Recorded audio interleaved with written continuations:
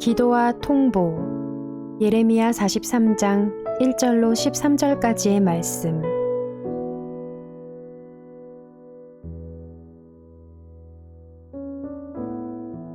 주 하나님께서 그의 백성에게 지시하신 모든 말씀, 곧 그들의 하나님이신 주님께서 예레미야를 보내셔서 그들에게 이르게 하신 이 모든 말씀을 예레미야가 온 백성에게 다 일러주었을 때에 호사야의 아들 아사랴와 가레야의 아들 요하난과 고집이 센 모든 사람이 예레미야에게 말하였다. 당신은 거짓말을 하고 있소. 주 우리의 하나님께서 당신에게 우리가 이집트로 가서 머무르게 해서는 안 된다는 말씀을 전하게 하셨을 리가 없소. 이것은 틀림없이 네리야의 아들 바룩이 우리를 바빌로니아 사람의 손에 넘겨주어서 그들이 우리를 죽이거나 바빌로니아로 잡아가도록 하려고 당신을 꿰은 것이오. 가레야의 아들 요하난과 모든 군 지휘관과 온 백성은 유다 땅에 머물러 살라는 주님의 말씀을 듣지 않았다.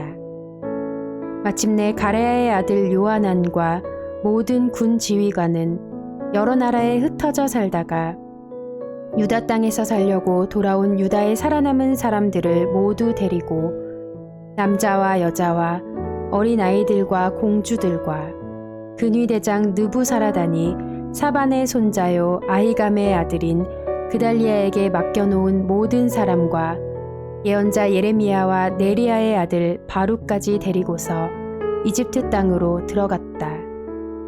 이처럼 그들은 주님께 순종하지 않았다. 그들이 다바네스에 이르렀을 때에 주님께서 예레미야에게 말씀하셨다. 너는 너의 손으로 큰 돌들을 날라다가 다바네스에 있는 바로의 궁 대문 앞 포장된 광장을 파고 유다 사람들이 보는 앞에서 그 돌들을 묻어라. 그런 다음에 너는 유다 사람들에게 이렇게 전하여라. 나 만군의 주 이스라엘의 하나님이 말한다.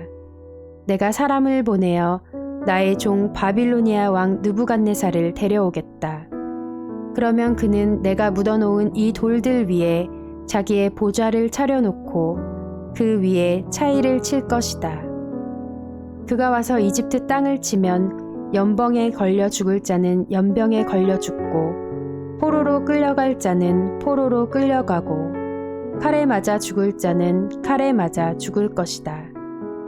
그리고 그는 이집트의 신전들에 불을 놓아서 신상들을 태우거나 전리품으로 가져갈 것이다.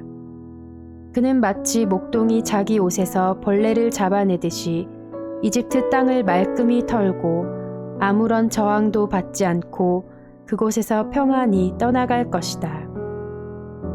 그는 이집트 땅에 있는 태양 신전의 돌기둥들을 부수고 이집트의 신전들을 불살라 버릴 것이다. 아멘.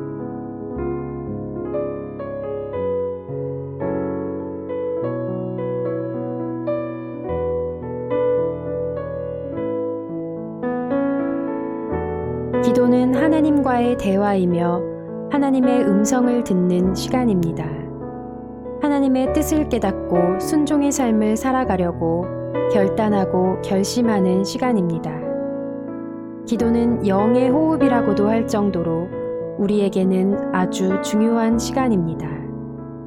그런데 본문에 나오는 이스라엘 백성들은 하나님의 말씀을 듣겠다고 예레미야에게 약속을 하고 나서는 하나님의 말씀이 자신들의 생각과 다름을 알고는 순종할 수 없다고 말합니다.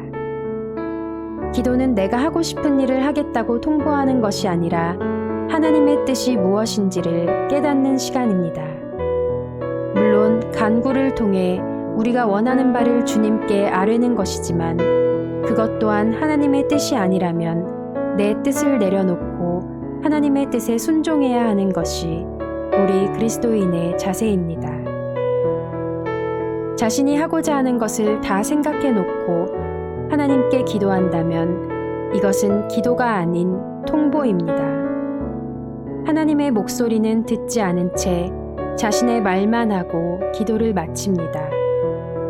그리고는 자신들의 멋대로 일을 진행합니다. 우리는 하나님의 목소리에 귀를 기울여야 하고 그 말씀에 순종해야 합니다. 자신이 원하는 소리만 들으려 하고 이미 계획을 다 해놓고 하는 기도는 기도가 아닙니다. 이것은 하나님을 섬기는 것이 아니라 미신을 섬기는 것과 같습니다. 이러한 것을 하나님은 가증스러운 행동이라고 말씀하십니다. 이스라엘 백성들은 아직도 하나님을 의지하지 못하고 애굽을, 세상을 의지하려고 합니다. 하나님을 믿지 못하기 때문입니다. 주님을 온전히 믿고 주님의 말씀에 순종하는 성도들이 됩시다. 아멘.